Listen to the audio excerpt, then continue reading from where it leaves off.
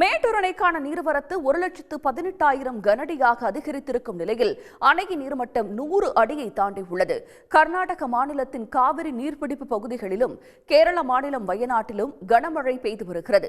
இதன் காரணமாக கர்நாடகத்தில் உள்ள கபினி மற்றும் கிருஷ்ணராஜசாகர் அணைகள் நிரம்பி உபரி நீர் முழுவதுமாக காவிரியில் வெளியேற்றப்பட்டு வருகிறது. அதன் எதிரொலியாக காவிரி ஆற்றில் வெள்ளப்பெருக்கு ஏற்பட்டு மேட்டூர் அணைக்கான நீர்வரத்து தொடர்ந்து அதிகரித்து வருகிறது.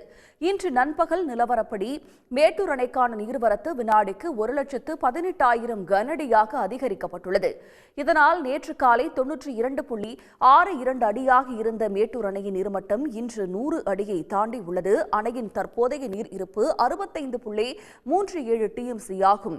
குடிநீர் தேவைக்காக மேட்டூர் அணையில் இருந்து வினாடிக்கு 1000 கனஅடி வீதம் தண்ணீர் திறக்கப்பட்டு வருகிறது.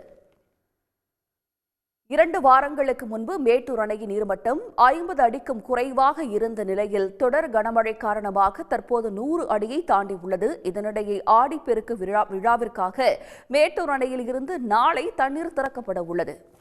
உடனுக்குடன் செய்திகளை தெரிந்து கொள்ள சன் நியூஸ் பெல் ஐகானை கிளிக் பண்ணுங்க.